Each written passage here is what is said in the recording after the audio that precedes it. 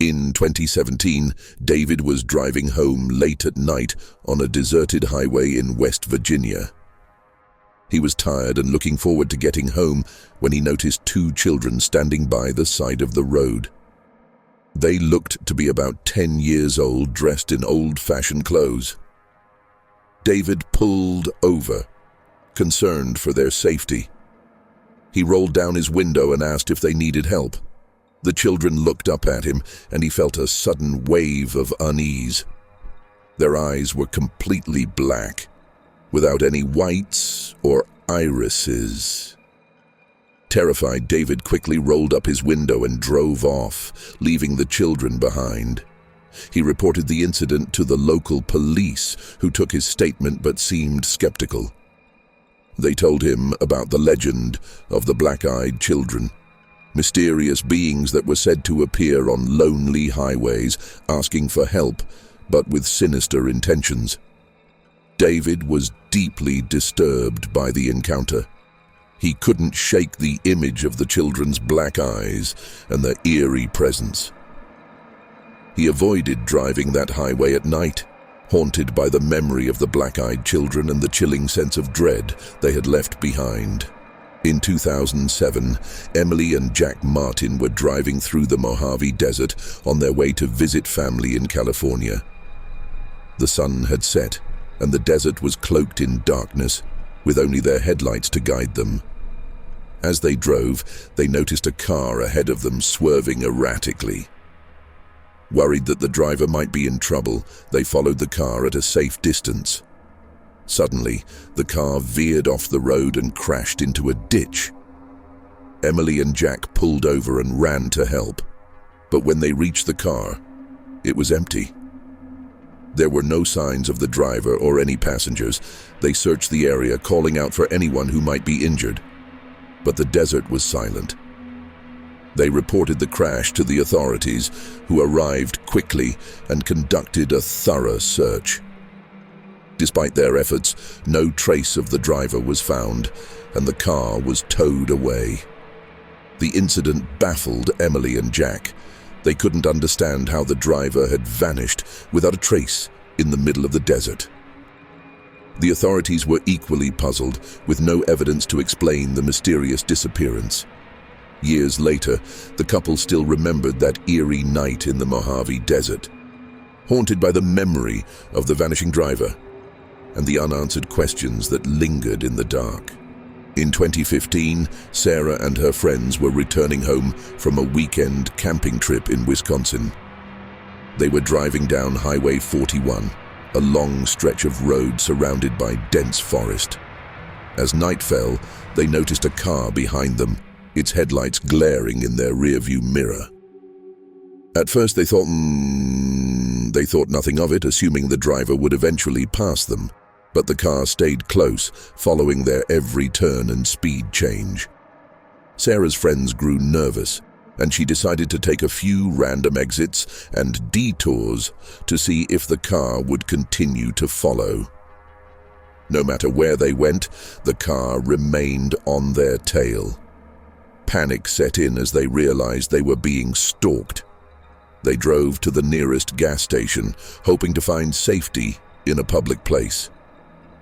As they pulled in, the car parked a short distance away and a man got out, watching them intently. Sarah and her friends ran into the gas station and told the clerk about their situation. The clerk called the police, and the man quickly got back into his car and sped off before the authorities arrived. The police took their statements and assured them they would keep an eye out for the stalker. The experience left Sarah and her friends deeply shaken. They couldn't understand why the man had followed them or what his intentions were. They completed their journey with a sense of dread, always looking over their shoulders, haunted by the memory of the stalker on Highway 41. In 1992, construction worker Tom Henson was driving home late at night after a long shift. He took a shortcut over a bridge known for its local legends and ghost stories. The bridge, built in the early 1900s, had a dark history of accidents and mysterious deaths. As Tom drove over the bridge, his car suddenly stalled. He tried to restart the engine, but it wouldn't budge. Frustrated, he got out of the car to check under the hood. As he was inspecting the engine, he heard faint whispering and the sound of footsteps behind him. Tom turned around but saw no one. The whispering grew louder, and he felt a cold breeze pass by, sending chills down his spine. Panicked, he got back into his car and tried the ignition again. This time, the engine roared to life, and he sped off the bridge without looking back. When he reached home, he told his wife about the eerie experience. She mentioned the local legends about the bridge being haunted by the spirits of those who had died there. Tom dismissed it as his imagination, but he couldn't shake the feeling that he had encountered something supernatural that night. Years later, Tom still avoided the haunted bridge, preferring to take a longer route home. The memory of the whispering voices and the cold breeze haunted him, a chilling reminder of the bridge's dark history. In 2001, Mike and Linda were on a cross-country road trip. They were driving through rural Kansas when they decided to stop for the night at a roadside motel. The motel was old and run down, but they were too tired to continue driving. They checked in and were given a room at the far end of the motel. As they settled in, they heard strange noises coming from the room next door. It sounded like someone was crying and whispering. Mike knocked on the wall, but the noises continued.